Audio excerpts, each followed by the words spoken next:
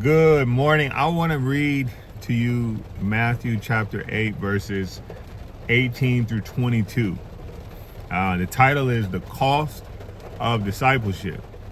For anyone who has given their life to Jesus, you have now become a disciple.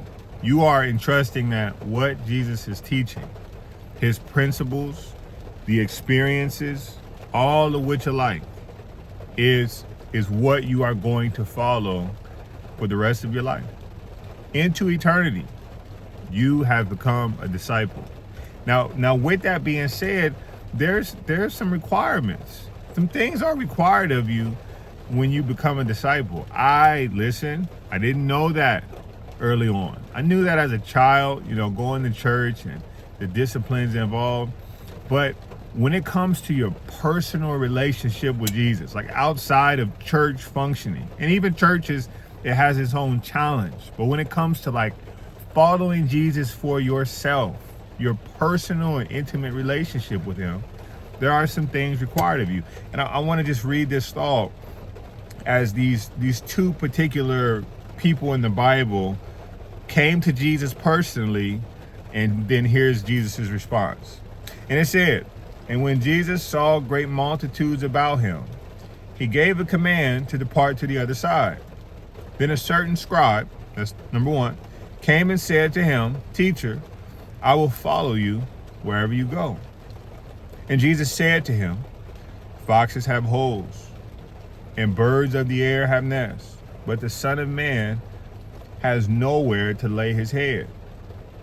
Then another of his disciples," that's two, "said to him, 'Lord, let me first go and bury my father.' But Jesus said to him, 'Follow me, and let the dead bury their own dead.'" Ouch. So the first guy, he is a student of Jesus. He's obviously been following him as he's been doing these incredible and miraculous works. He's been healing people and just making way through from city to city, doing some pretty amazing things. But this guy's obviously been following him, learning from him. Learning from Jesus is step one. But what is it as any teacher when they write on the board your assignment? And as a student, you have to not just know the information, but to then do the equation. It could be math, it could be reading your assignment, it could be doing your homework. As students, we must be willing to be discipled by Jesus. To be discipled by him is to live it out.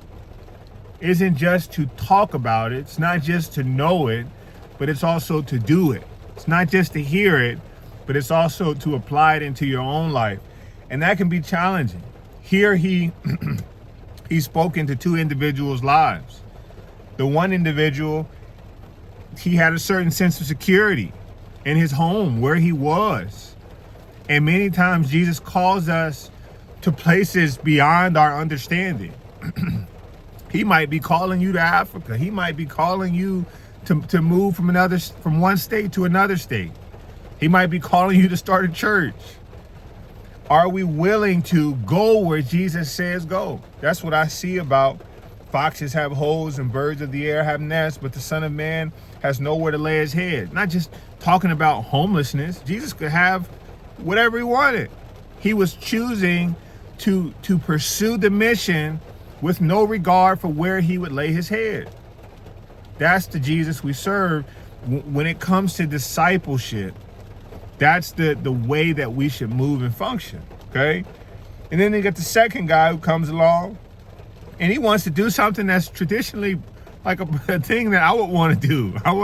If my father died or something happened or anything, anybody, I want to be present to see that come to pass, But Jesus was saying, no, let the dead bury the dead. I don't know what that means. And if anybody does, definitely put that in the comments. But what I take from that is that there's a greater and more eternal perspective that we must have. As believers, as followers of Jesus, we must recognize that if the dead is dead, if those who are still alive but dead spiritually are in the condition that they're in, it is required of you to move and act quickly in helping these people who are in need. Helping those who need to receive salvation. From that perspective, I can see that being a thing. That's, fact check me. Do your own comprehensive study. I didn't do that with this one, okay? What I really wanted to focus on is that being a disciple of Jesus is hard. It requires something of you. It requires you to make some great sacrifices. But on the other side of faith, and choosing to just trust him, knowing that he has your life taken care of, is some of your greatest rewards. Rewards in eternity and here on earth. I can say that from my own life. Trusting Jesus, following his way, has given me things that I never thought, like I couldn't even imagine that when I was a kid.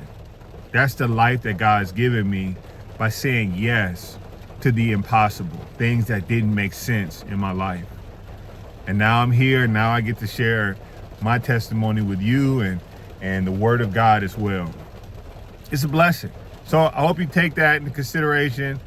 Think about it in your own life. I challenge you to study that verse 22. I know I will. That's an interesting one, but it's worth digging into. We all need to dig into the word of God. There's always something to glean from it, to learn from it, to apply to our lives. Let us be disciples who choose the hard way, the narrow way, not the broad way, the way everybody's going. Let's choose the right path. All right. Peace and love.